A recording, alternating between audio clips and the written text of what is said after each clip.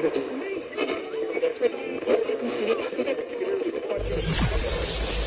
ready for unique, rare, and little-known treasures from the golden age of radio. You're listening to The Amazing World of Radio with Adam Graham. Welcome to The Amazing World of Radio. From Boise, Idaho, this is your host, Adam Graham. If you have a comment, email it to me, box13@greatdetectives.net. Well, we are continuing our series of Christmas programs, and today we're going to venture into a genre that I don't think I've really delved into at all in old-time radio. Maybe I played an app extra at some point, but it's never gone out in an actual generally released podcast, and that genre, of course, is the soap opera. Now, there are a couple reasons why I've not done that. It's generally not my personal favorite thing. But even more than that, the genre involves a lot of ongoing storylines that stretch over weeks, months, and even years. To say that most old-time radio soap operas have significant gaps would be the understatement of the year. Some of the longest-running programs, like Ma Perkins or This Man's Family, have only 1 to 2% of their episodes in circulation, with episodes scattered throughout very long runs. So you can't really connect one episode to the next. However, the radio soaps were an American institution. They provided thousands of hours of entertainment to millions of Americans from every walk of life. While it's popular to imagine the typical soap opera viewer as a middle-aged white suburban homemaker, soap operas had a much broader appeal. Byron Lewis was the man who brought sounds of the city to the airwaves in 1974. This was an all-black radio soap opera that came to the air during a time that radio drama was having a revival in the United States. Mr. Lewis was 42 at the time. He said, "I grew up listening to soap operas. My parents, my aunts, and my grandmother listened to them. Even though they were all white, my family got very involved in them." So soap operas really were a national institution. And yet, probably the thing that stands out most are all of the parodies of the radio soaps that were made in cartoons and even other radio programs. That brings us to today's offering. About a year ago, I came on this program called Christmas Day in America, 1946. And this was a combination program featuring 4 different soap operas. Not a team-up, understand me. This is not like the soap opera Avengers. But rather it was a program that contained 4 different soap opera episodes from popular series that were all sponsored by Procter & Gamble. And there's some linking narration and thematic elements that are kind of worked in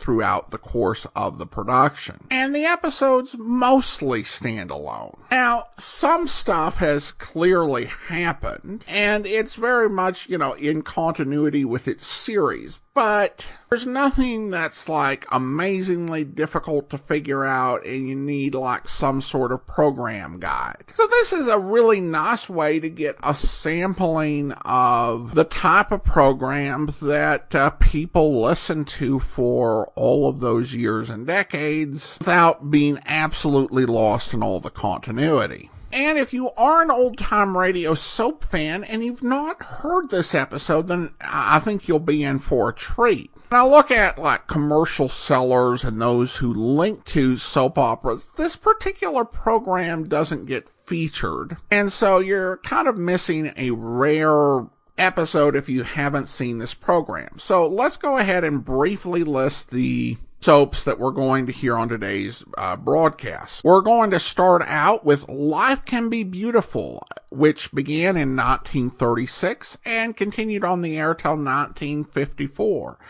And then we'll hear Ma Perkins, which ran from 1933 to 1960, and Pepper Young's Family, which ran from 1932 to 1959, and Right to Happiness, which ran from 1939 to 1960.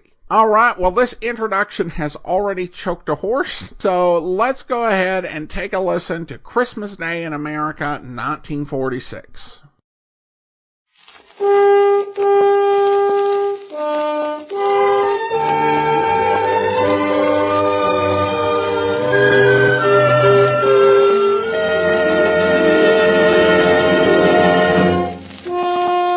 Throughout the year, Procter & Gamble bring you your beloved programs, Life Can Be Beautiful, Ma Perkins, Pepper Young's Family, and The Right to Happiness. Today, Christmas Day, these shows join together to present Christmas Day in America, an hour of entertainment and inspiration.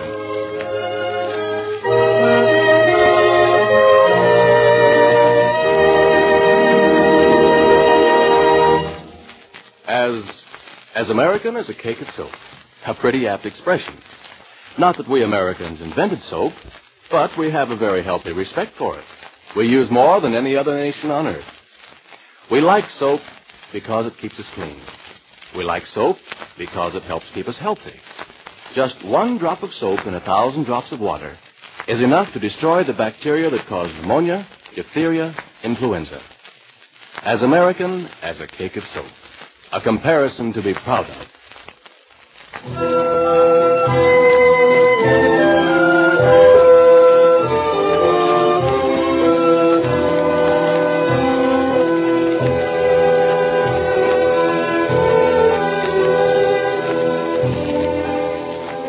It was a small town, and there was sort of a holiday going on. The people of that locality were required to come to the tax collector and pay according to their income. The hotels were crowded. And even if there had been a room available, it would have been at a price too rich for the small purse of the elderly carpenter and his wife, who searched wearily for any kind of accommodations. The husband, a man named Joseph, walked slowly beside the donkey on which his wife rode. Night was coming on. And he must have been discouraged and desperate, in spite of his assurances to his wife that surely they would find some place to spend the night. It was agony for them both. Because the woman, named Mary, was going to have a baby. And when, perhaps aimlessly, they had turned off the main street of Bethlehem, Mary asked Joseph to stop and take her down. The only shelter in sight was a stable. They went in. Mary's baby was born there and lay in a manger.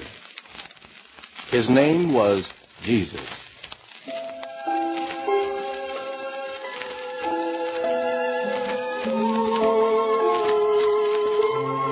This is his birthday.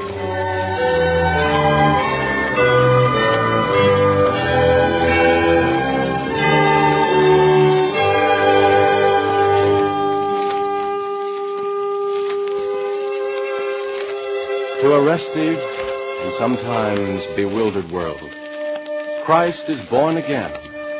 Life is born again. Love and reverence are born again.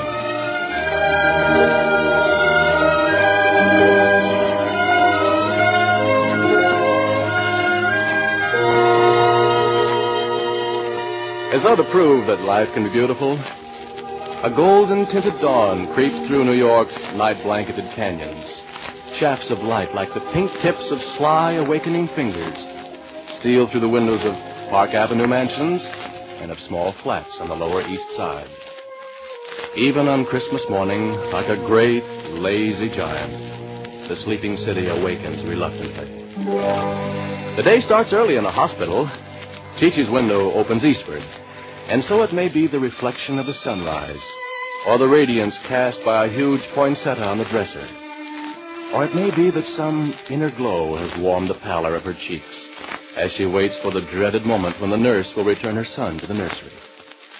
Chi-Chi also has a determined look, and instinctively she draws the little bundle closer in the curve of her arm as the door opens.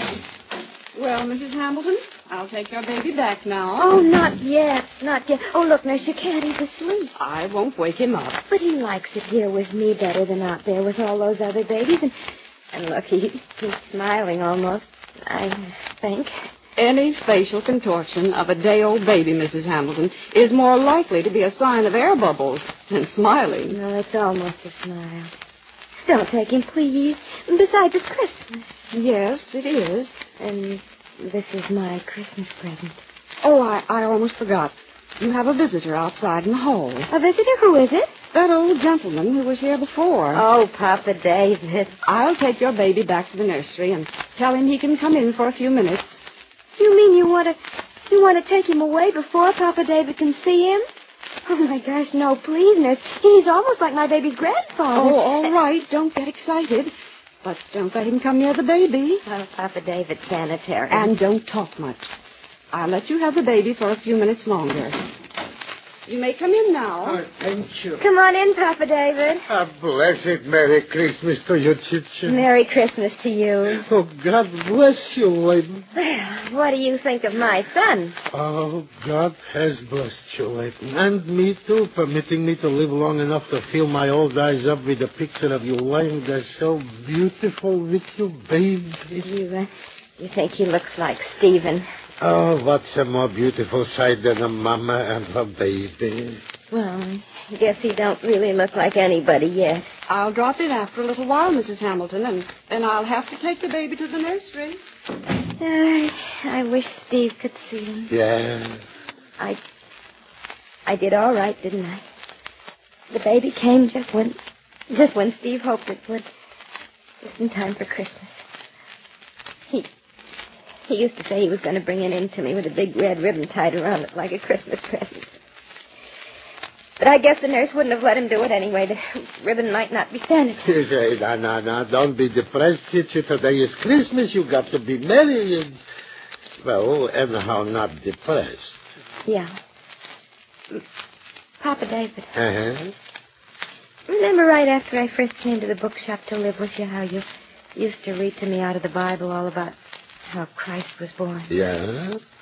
I remember how you said I wasn't Jewish, I was a Christian, and I'd have to know all about Christ. Even so, when the angel said, tidings of great joy, he also said, which shall be for all people.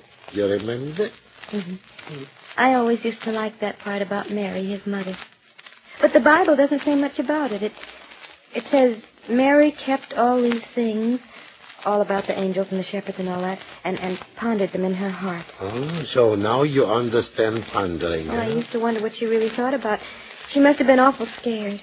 Do you think she was, Papa David? Do you think she was scared? She knew her responsibilities. There's a chapter in the Bible by St. Luke and one by St. Matthew and St. John and all those others, all about Christ, how he was born and grew up. But do you know what I wish? I wish there was a book in the Bible that had been written by Mary.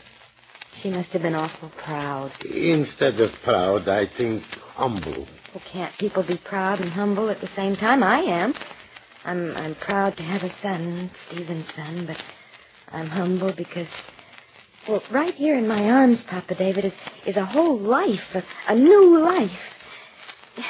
It's kind of hard to say what I mean, but you know what I'm trying to say. Have I ever been a mama? Maybe he hasn't got a father, so I'm father and mother for him. What I do for him and with him, how I treat him, may decide whether he's going to be a big man or not a big man. That's why I'm humble. Situation, I'm proud to be almost like a papa to you. The fineness of you showing up in distress of adversity and having such thoughts. One of the things that kind of scares me is that I'm still sort of harem-scarum, and I guess I always will be. Maybe my son won't like a harem-scarum mother. God, with two such names, Stephen and David, how could he help loving you? If Steve was here, it'd be different. I've always been sort of a pop-off, and Steve wasn't. He always thought things out, and so together we made a pretty good team. Now it's all up to me. That's what I'm pondering about. Just love your baby, Chicha. Love him and let him know that you love him. Is that all? Well, anyhow, it's a good start. The nurse says my baby's the best one in the hospital. She did? Well, anyhow, she didn't argue with me when I said it. Well, any mama who's thinking her baby ain't the best, she ain't deserving of having a baby. What I'm really trying to say, Papa David, I know. You do? Mm-hmm. Well, then maybe you can say it for me better than I can. Well, you're glad that Christ was born a baby. Uh-huh. Instead of coming into the world in a chariot with trumpets blowing and acting like a king with ointment. Uh-huh. You're glad that Mary had a baby because you understand Mary now. And you're beginning to understand that everything that's big was once small. That greatness grows like a flower.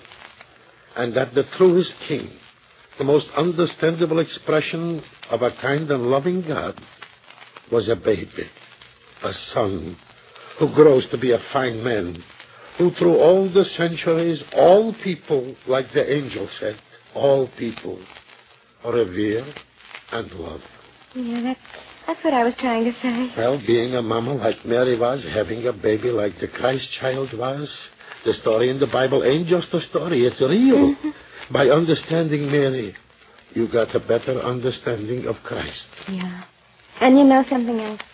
I'm awful glad my son was born almost right on Christmas for another reason, too.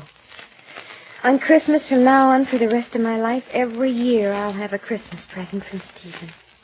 First, like now, a little baby, and then after a while, a fine boy, and then a man. Every year it'll be almost like Stephen will be giving him to me all over again. Yes, and God grant that his life will be beautiful, Chichi. It really can be, can't it, Papa David? Yeah, God's greatest miracle, Chichi, is life. And he made it beautiful.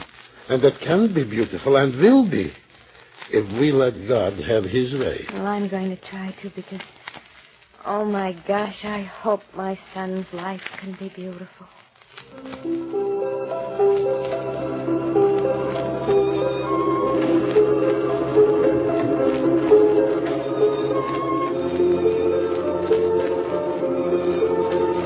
Because Christ was born of Mary, was a baby, and stage by stage grew to manhood, there are three kinds of people who should understand him and see in each Christmas the full significance of the rebirth of life. 1, fathers. 2, mothers. 3, all those who have been born. But let's not forget that the rebirth of life isn't the only yearly miracle. What is more inspiring is that with each Christmas comes the rebirth of the conviction that life can be beautiful.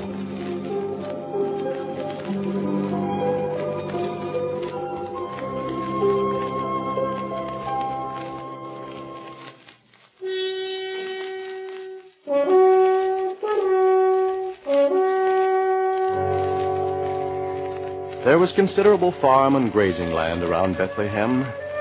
Shepherds spent the nights in the fields with their flocks to protect them from wild life and from thieves.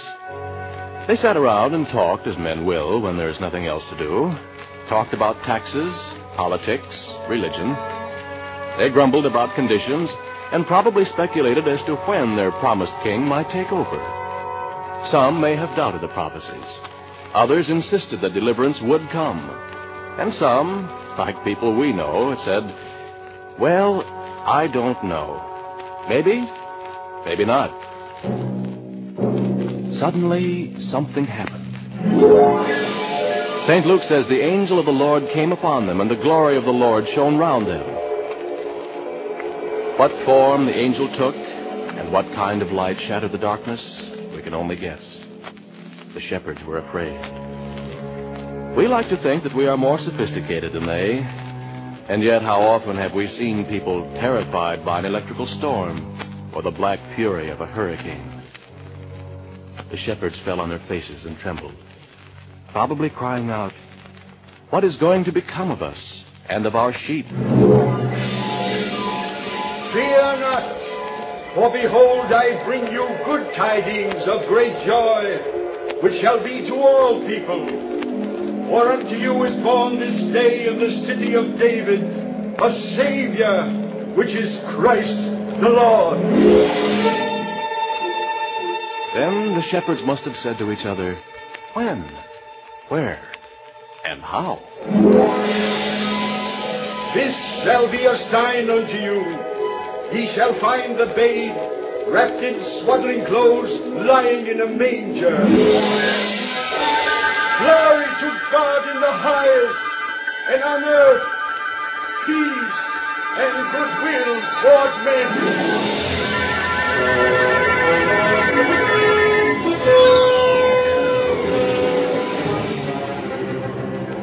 It must have taken the shepherds a little while to collect their wits, and probably there was a great deal of argument. A babe in a manger? What can a baby do for us? Some said, let's go to Bethlehem, and others chimed in, yes, let's see this thing which has come to pass. Let's see what the Lord has told us is there.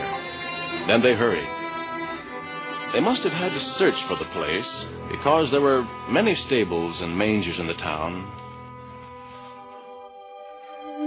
What was in the minds of those men as they stood or knelt and peered into the feeding box of the ox stable and saw a newborn baby? Did they have a glimmering of the truth that a new idea was born? A new conception of men's relationship to God and to each other?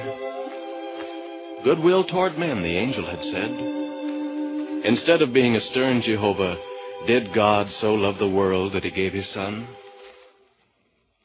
Love was born on that first Christmas. And on every Christmas since then, love has been born again.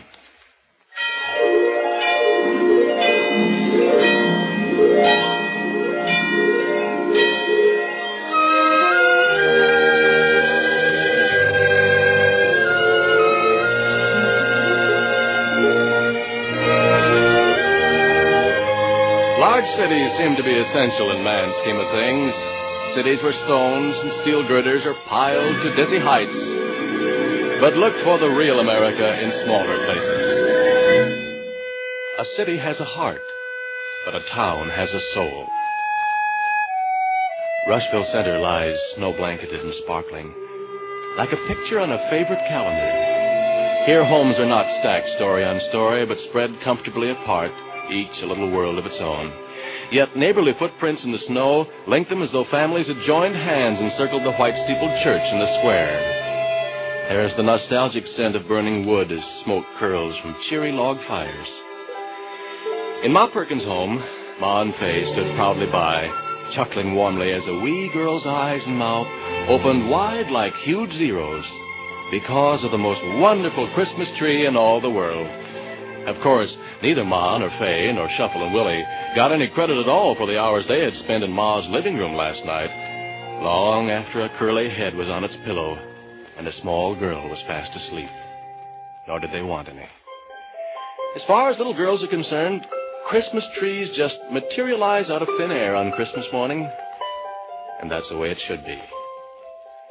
For a moment, Paulette was speechless, and there was no sound in the room except the joyful bell in the church steeple.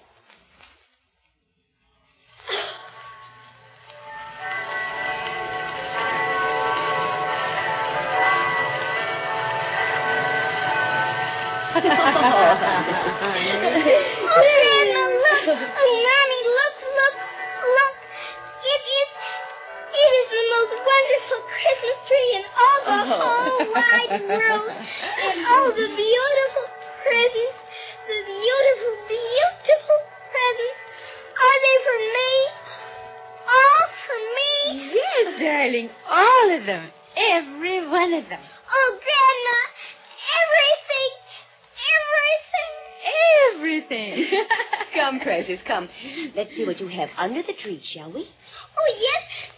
Here, Gamma. You help me, will you? Yeah, of course I'll help you. Oh, of course I will.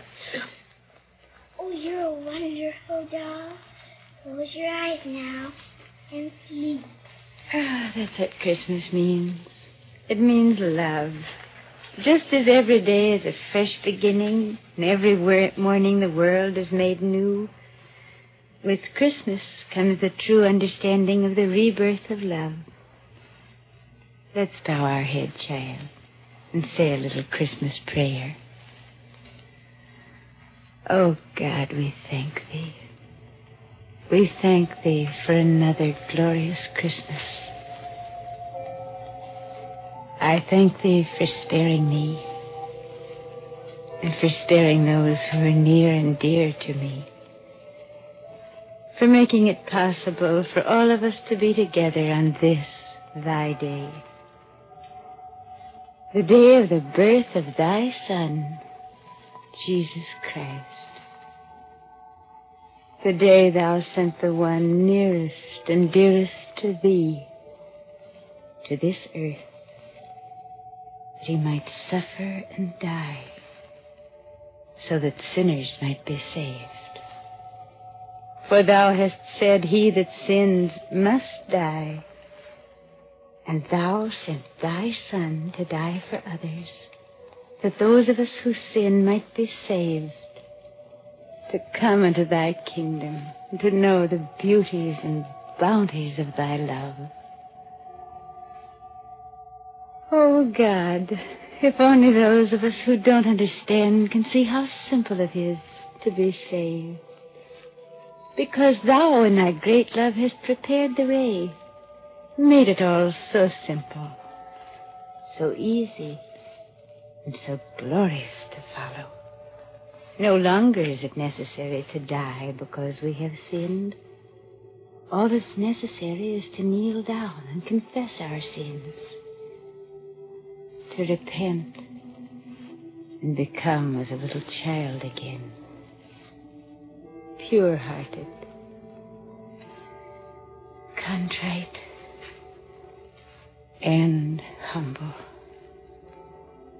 And it is then, and only then, that we can realize the true beauty of thy divine providence, all that thou hast done for us, the beauty of thy love, the love of our fellow man, and our love for him. Amen. Amen. Thank you, Ma. Yeah, love for fellow men, goodwill toward all can be born and reborn again, and it should be. For love purges the bad thoughts that creep into our minds.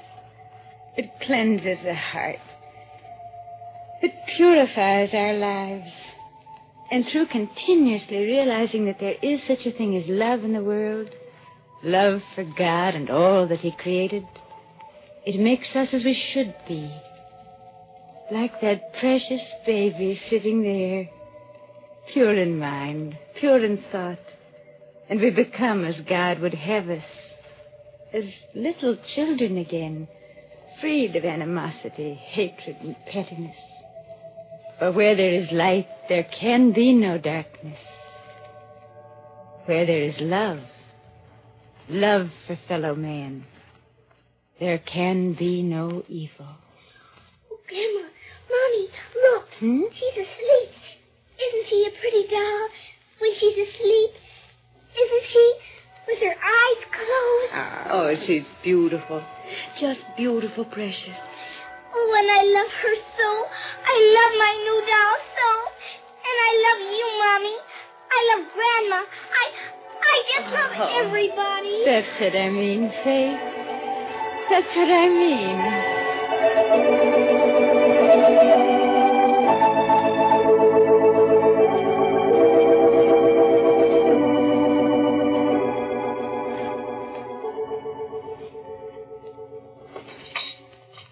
Well, Ma, I've got the cranberries already. Good. The celery and olives are already in the refrigerator. Oh, wonderful. I've got the table set and Oh, Ma. My, what a beautiful job you've done on the turkey. How wonderfully you've stuffed it and trussed it. If that isn't a picture, that big turkey in that pan. It's all ready to go into the oven after we come back from church. Goodness, Ma, I never had any idea the turkey was that big. Do you think it'll get done in time? Oh, yes, it'll get done all right. We aren't going to eat until late. The Pendletons had a previous engagement. The Pendletons? Yes, they have to go by the Fairchilds first. But I told Matilda that we'd arrange dinner so they could be here. You mean they're bringing Mr. Bryant? Yes. Why, Faye? Well, didn't Mr. Cunningham warn you about Mr. Bryant's coming here? What if Mr. Colby finds out who he is? Well, if he comes with the Pendletons, there's no reason for Mr. Colby or anybody else to think he's anyone but a friend of theirs. And as good a friend as Mr. Bryant's been, I wouldn't think of sitting down to Christmas dinner without him at the table. Mr. Colby or no Mr. Colby, it's Christmas. And when all of us sit down at the table, Mr. Bryant is going to be here with us.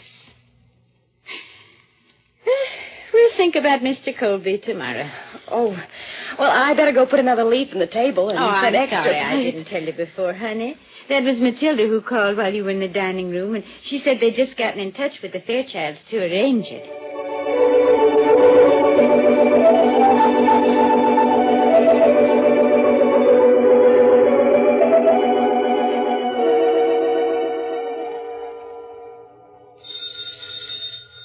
Oh, Ma!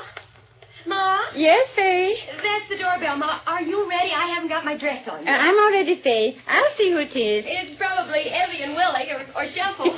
Yes, I imagine. Right. I'm coming. Oh, Merry Christmas, Merry Christmas, boy. Junior. Come on in. I'm all ready. Faye and Paula to be down just in a minute or so. Well, did you have a good Christmas, Junior? Oh, I had a swell Christmas, Grandma. Here, I'll get the door, Evie. You want to see all the swell things I got? Oh, I want to. And tonight, after dinner, we go back home with you and see them.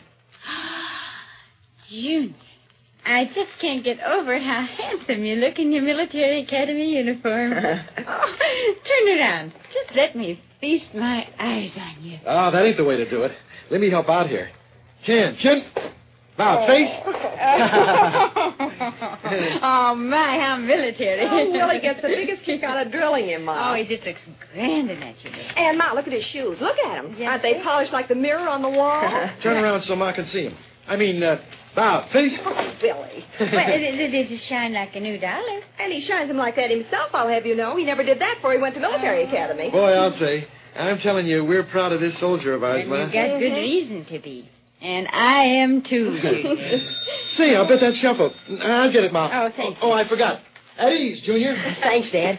Oh, here come Aunt Faye and Paulette. Oh, Merry Christmas. Merry Christmas, Aunt Faye. Merry Christmas, Paula. Merry Christmas, Merry Christmas.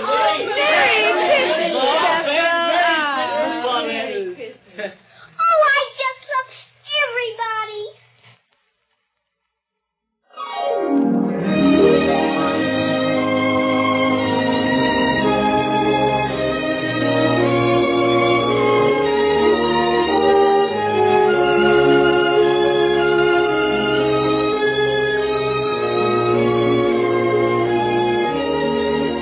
Out of the mouths of babes.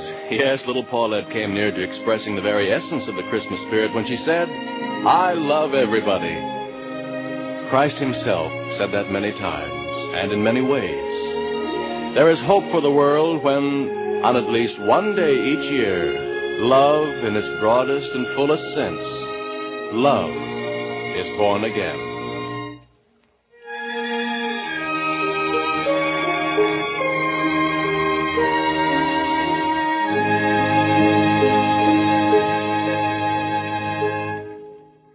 Perhaps as you and your family gather around the Christmas tree today, the conversation will drift back to where you were and what you did on other Christmas days. Well, that's the sort of reminiscing the Procter & Gamble Company likes to go in for, too. Actually, the company's first Christmas took place far beyond the memory of the oldest employee. It was 110 years ago, in 1837 to be exact, just a few months after William Procter and James Gamble had joined forces in Cincinnati, Ohio, to start a small soap-making business. In those days, the two young men trundled their wares through the streets in a wheelbarrow, displaying them to women who had always made their own soap. Today, on our 110th Christmas, the picture is greatly changed. Company headquarters remain on the same spot as that first small store, but Procter & Gamble products are known all over the world. Yes, the picture has changed, but our policy through the years has not. That we will continue always making better products for you. This is NBC, the National Broadcasting Company.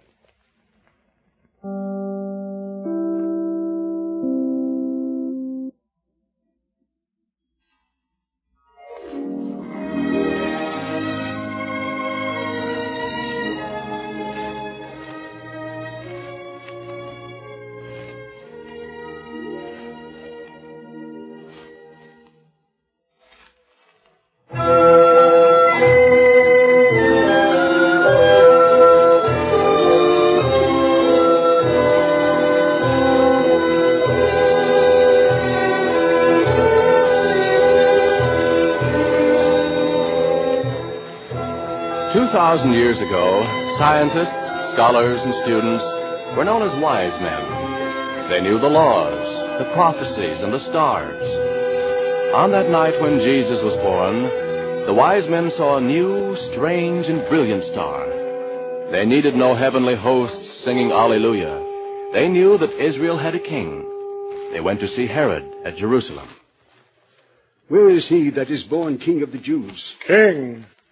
King of the Jews? We have seen his star in the east. A star? Where is he? We have come to worship him. What makes you think this king is in this region? It is written by the prophet, "And thou, Bethlehem, art not the least among the princes of Judah. For out of thee shall come a governor that shall rule my people Israel." I see. Then go to Bethlehem and search for the young child. And when you have found him, bring me word again, so that I may come and worship him.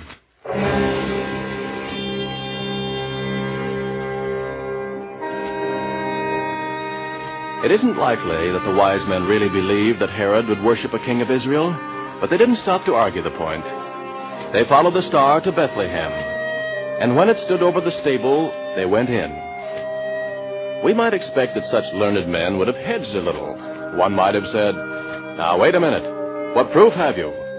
Or another could have said, "How do we know this child is our king?" Even the more devout among them might have said, "Let's wait and see what happens before we accept him." But no. They fell down and worshipped him. They didn't kneel reluctantly or only on one knee. They fell and worshipped. They gave him gifts: royal gold, frankincense, incense of the sanctuary, and myrrh, a kingly perfume. But of all the gifts of the Magi, the greatest was reverence.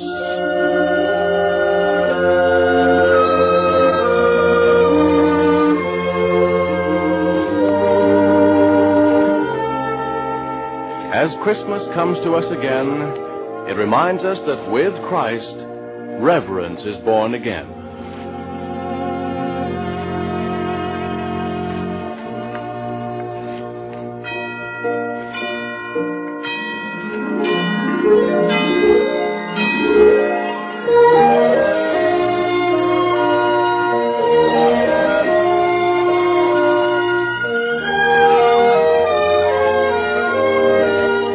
Tell which part of Christmas Day is most enjoyable, most satisfying.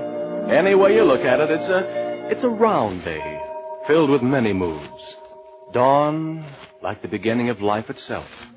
The awakening and early patter of slippered feet. The thrill of exchanging mysteriously wrapped gifts. Then church. For after all, it is Christ's birthday. Then dinner with all the fixings. And finally a lull. A quiet time when excitement fades to contemplation, and contemplation leads to reverence. It's Christmas afternoon in the Young home. All the presents have been opened, the dinner is finished, and all the family has returned to the living room where Mrs. Young awaits her grandson Hal's awakening from his nap.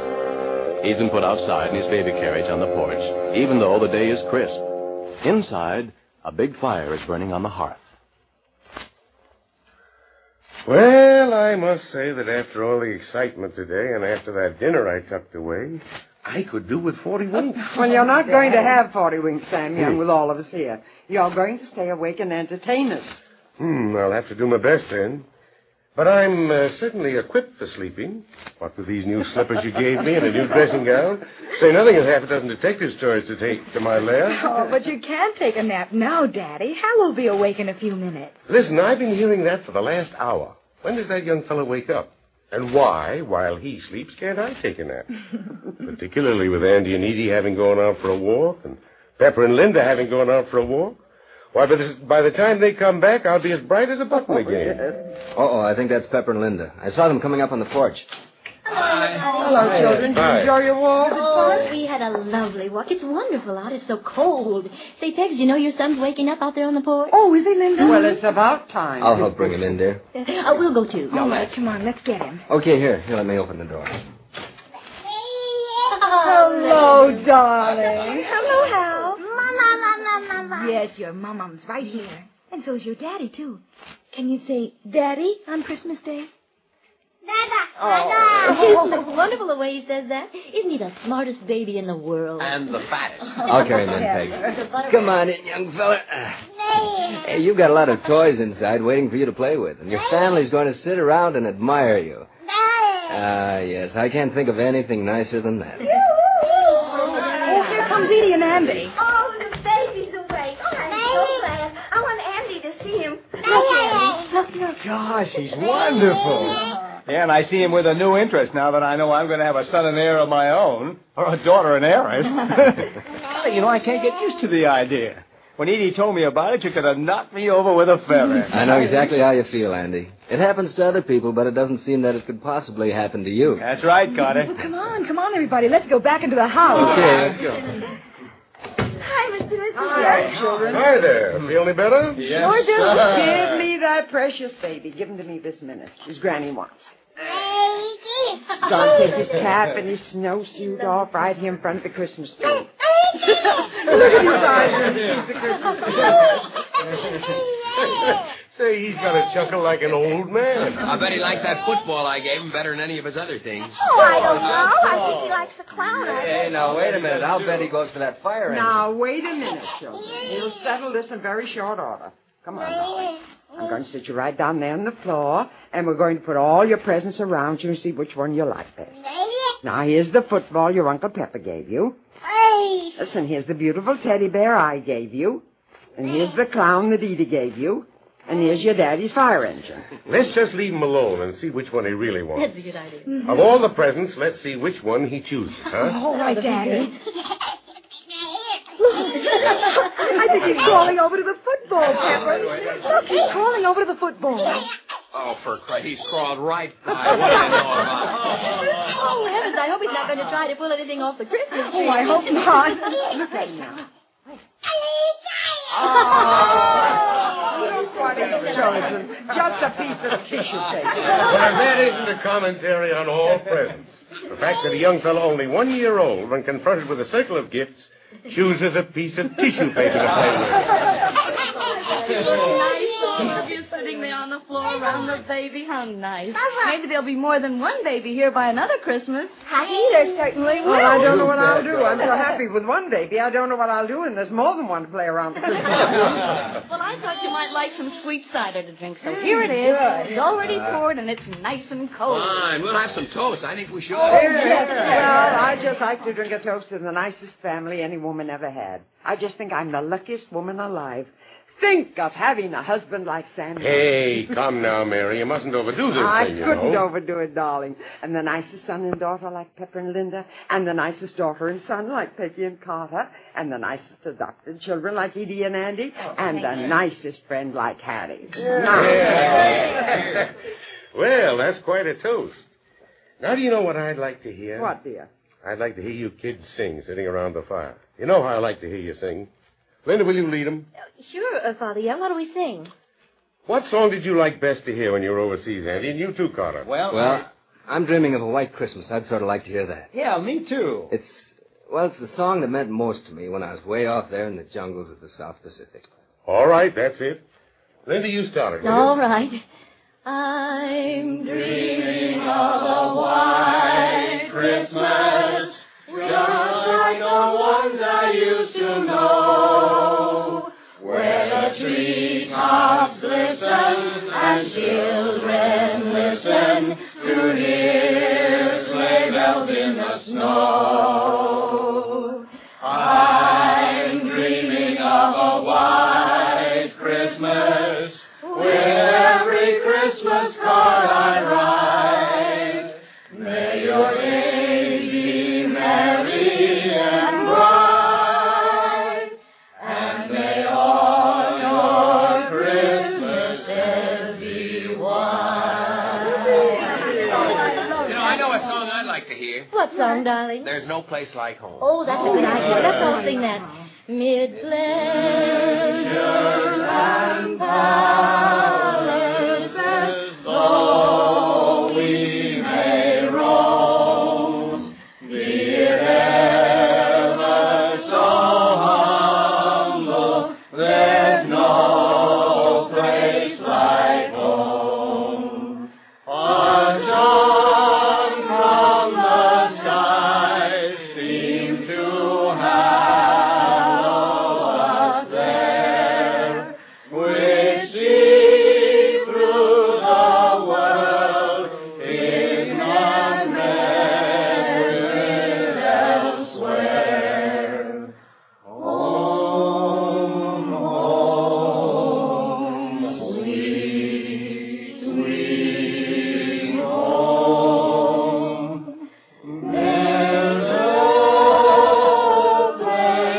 like home.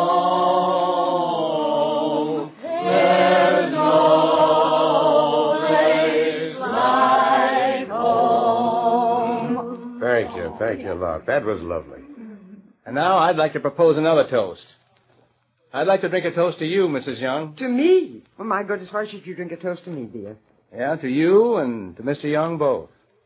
Because you've got the kind of a home that all of us want to come to so much on Christmas Day. Oh, Andy, what a nice thing to say. That was a swell toast, and he's got something there. As a matter of fact, this war was fought so that our way of life could continue. And when you stand here in this room today, and you look around and see the Christmas tree and the toys under it, and the baby, and the fire on the hearth, and all of us here, well, you know that the American way of life is continuing. And it's going to continue. Thank God. You mean so that those who fought and died for us haven't died in vain? That's just what I mean, Mother Young. Yes, Andy, I know.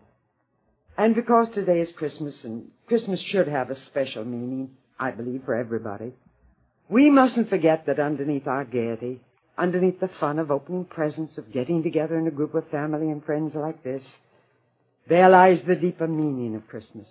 In our hearts, we know this, and we should feel the reverence of this day. Yes, Mother Young. I know what you mean. I never used to know. My family never felt that way. Christmas was, well, just a day of parties. But being here in this house today, I know that it's more. It is a day of reverence. Thank you, Carter.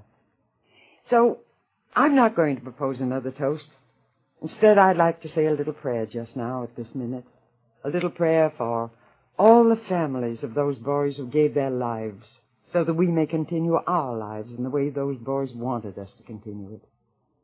And so that God will fill their families' hearts with love and pride for the courage those boys had to make the supreme sacrifice so that we may be here today, so that we may have a world which they would have come back to with so much happiness in their hearts, for making their supreme sacrifice worthwhile, for making the American way of life continue, for letting our homes remain standing, and for granting us an opportunity to make this a better world for everyone to live in, so that there need never again be a war, so that there need never again be the terrible loss of life.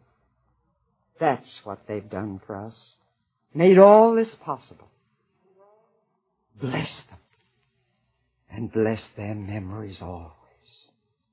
Amen.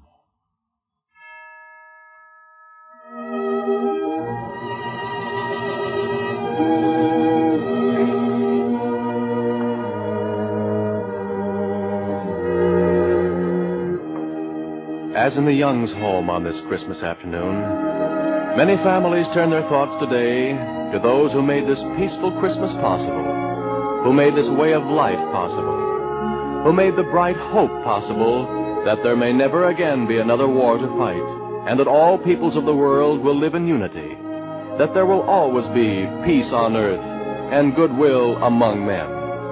Christmas, with its annual rebirth of life, love, and reverence, is mankind's opportunity to do as the wise men did, kneel and worship.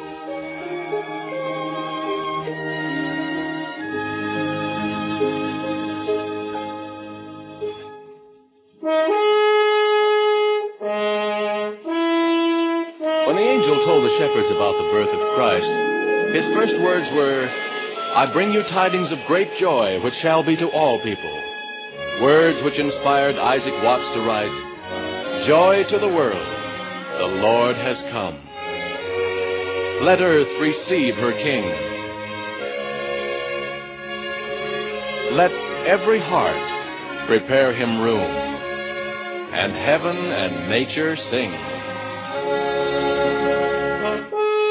And then something very important happened. The angel said, "Fear not." That was a new idea. Man had always feared what they thought was a vengeful God. Christ said no. God is love, and he proved it. He sanctified birth. He glorified motherhood. He showed us the poverty of riches and the richness of poverty. He scorned pomp and pride. He honored humility. He suffered to show that a stout spirit could overcome pain.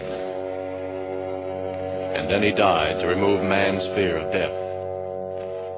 In my Father's house, he said, are many mansions. I go to prepare a place for you. And so the grave lost its victory, and death was without fear. Fear not, joy to the world. On every Christmas, Christ is born again.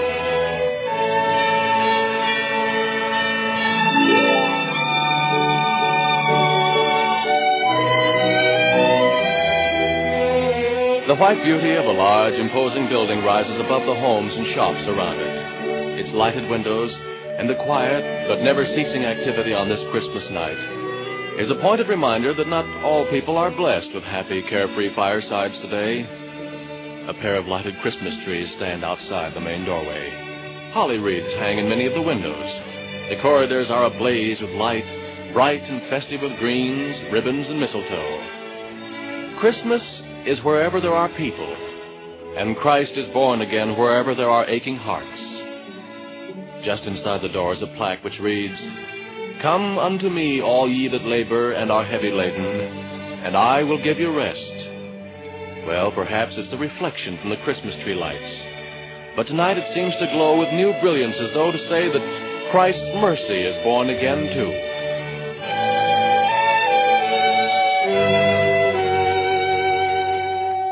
A woman in an alcove on the 4th floor seems oblivious to the smiling greetings of those who pass her by.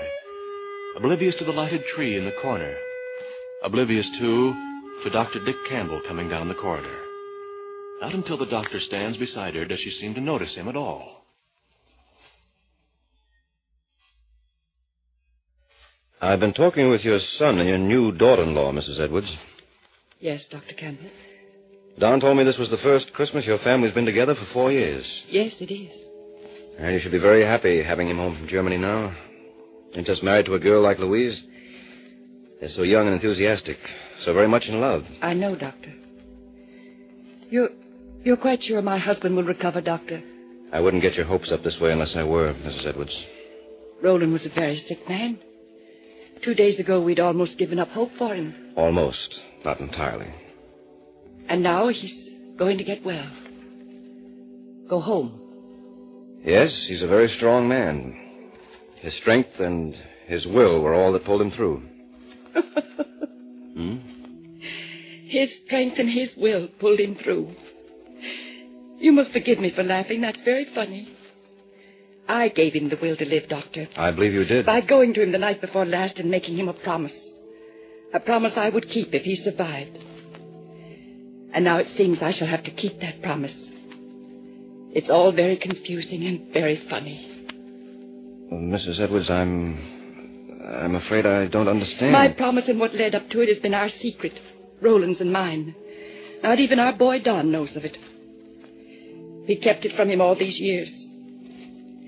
The truth of the matter is, Doctor, that the same strength and iron, inflexible will that have saved my husband's life have made my life a perfect misery. A kind of purgatory. For more years than I care to remember. We kept our home together only for Don's sake. Until he was grown and married. Until he had a home of his own and ours might not be so important to him. When Roland took sick a few days after Don was married, 2 weeks ago, we were on the verge of parting. The night before last, you were afraid. I was afraid the end had come for Roland. He asked me to promise to stay with him if he should live. I couldn't refuse him then, not then. So I promised. And now you see why I laughed. Yes, perhaps. I wanted him to live, Doctor. Don't misunderstand me there. I wanted him to live. But he drove a hard, cruel bargain, knowing I wouldn't let him die if I could help it. There's no love or misunderstanding in him. There's only selfishness, intolerance, cruelty, and a supreme egotism. He must have been delirious to exact that promise from me. I don't know why I did it.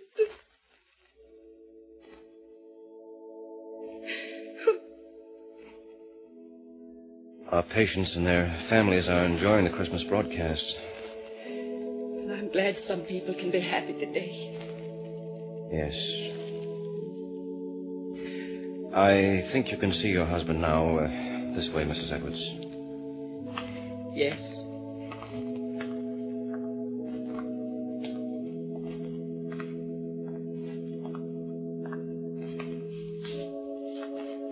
The door's open, Mrs. Edwards. Yes. And thank you, Dr. Campbell. You're the one responsible, Mrs. Edwards.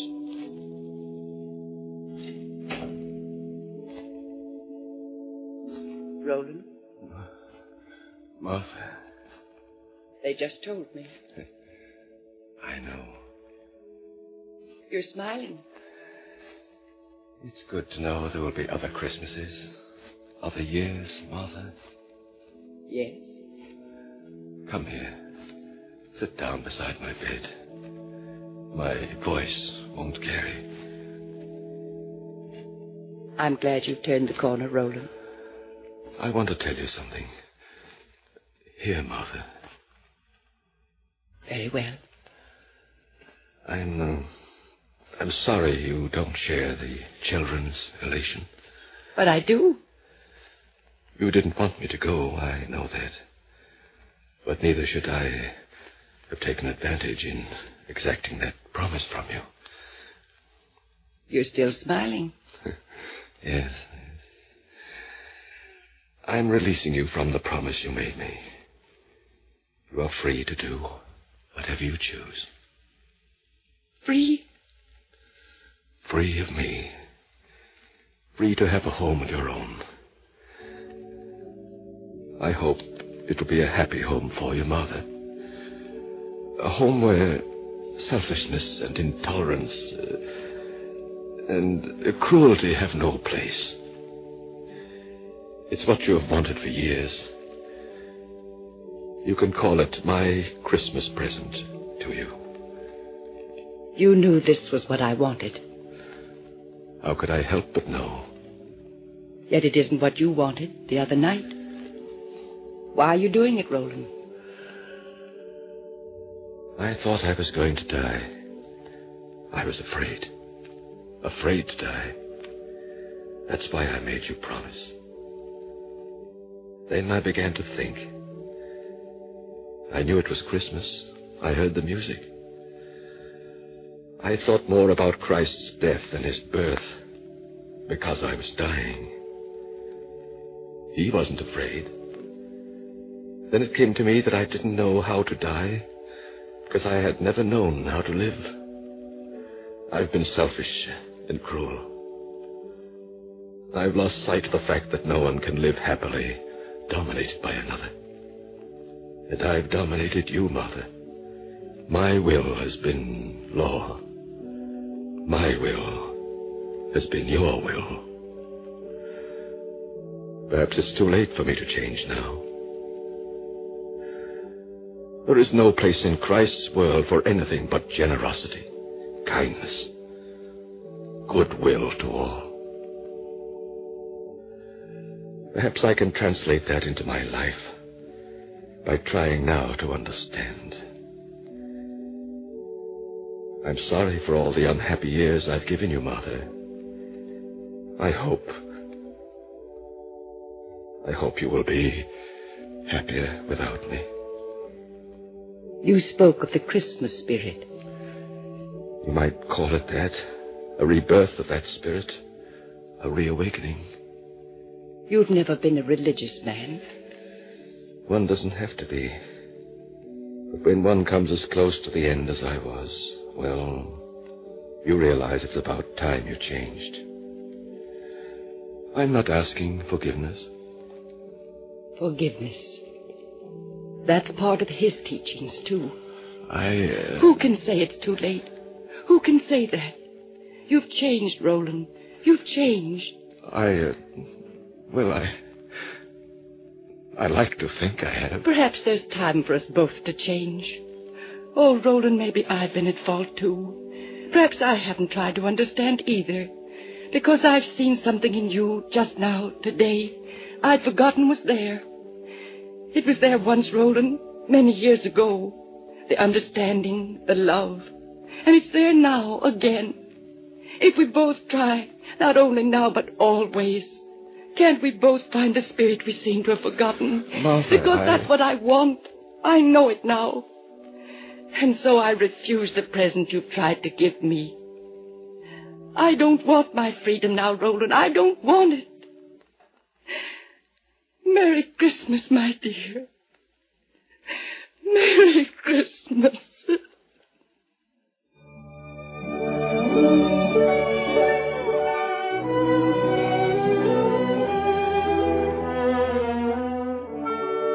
The miracle of Christ's birth was hardly more significant than the annual miracle of his rebirth in man's heart and mind. Fear not death, fear not life. Unto you is born a Savior, which is Christ the Lord.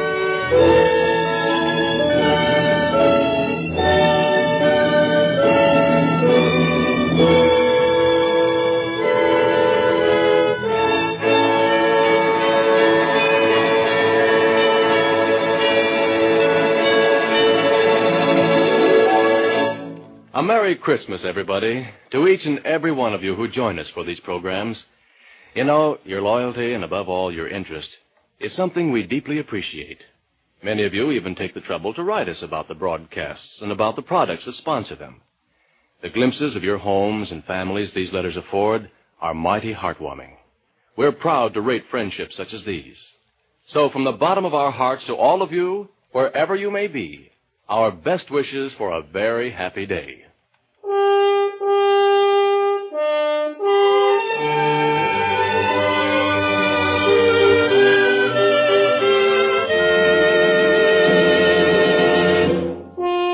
The narration on today's Procter & Gamble Christmas Hour was written by Carl Bixby. Original music composed and conducted by Charles Paul. The overall program was directed by Oliver Barber. And your narrator is Ron Rawson.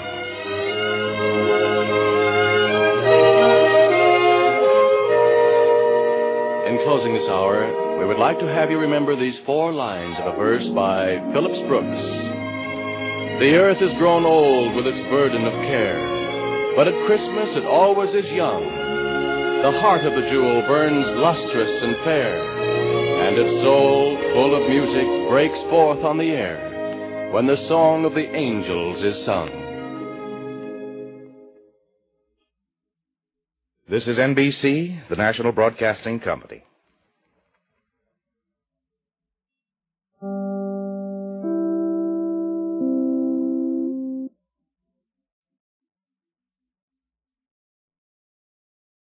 Welcome back. Well, definitely a very reverent tone to the proceedings, as well as a lot of really heartfelt moments. Some of it may have been played a little big, but, that is kind of the nature of the soap opera. This was only the second Christmas after the end of World War II, which I think is reflected in these episodes. Part in Pepper Young's Family, where a prayer was said for those who had died in the war, was particularly moving. It also, once again with Ozzie and Harriet, provides a contrast in how Christmas was observed in at least certain parts of the United States, as opposed to how it's done now. As a relatively new parent, I found the way babies were handled to be fascinating.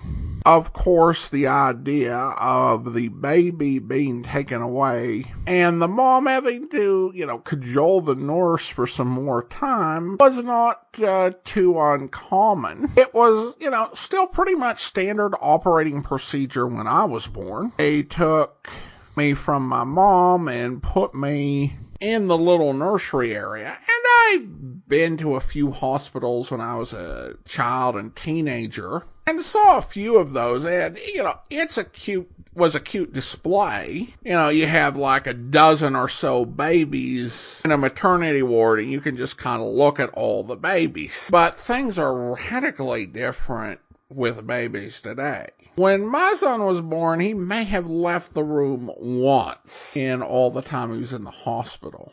And not for all that long, because they've kind of come around to the idea that as long as the baby's healthy, you know, doesn't need incubator care or anything like that, it's best for mother and baby to be together. I have to admit that the seated Pepper Young's family, where they had the baby taking a nap outside in his carriage, even though it was a cold day out. I actually went back and re-listened to that part because I thought maybe I'd misheard him. Maybe it was like a sun porch or something like that. But no, they said he was outside on the porch, which I don't fully understand. I mean, maybe it's because the house was full of people. And so if you put the baby out on the porch to nap, the baby's not going to be as disturbed by all of the sounds in the house. I don't know if this is a common practice anywhere in the United States. I found it curious. The only episode I really got curious in terms of plot details was Life Can Be Beautiful, because it was unclear to me what was status of Steve. I thought he was probably dead, but then I read a Wikipedia article that stated that Chi-Chi and Steven had been briefly married in 1944, which implied that the marriage had not lasted. But then I checked on Radio Gold Index, and I saw that some other episodes from the 40s referenced Stephen as being dead. However, some later episodes from the 50s referenced him being alive. And then I remembered, this is a soap opera we're dealing with. So the whole life and death thing is really relative, and I probably should not have worried myself about it. Alright, well, I hope you enjoyed that. This will probably be the only time we do anything soap opera related to either your sorrow or elation, depending on your perspective. We'll be back with more Christmas programs tomorrow. If you do have a comment, email it to me, box13@greatdetectives.net. From Boise, Idaho, this is your host, Adam Graham, signing off.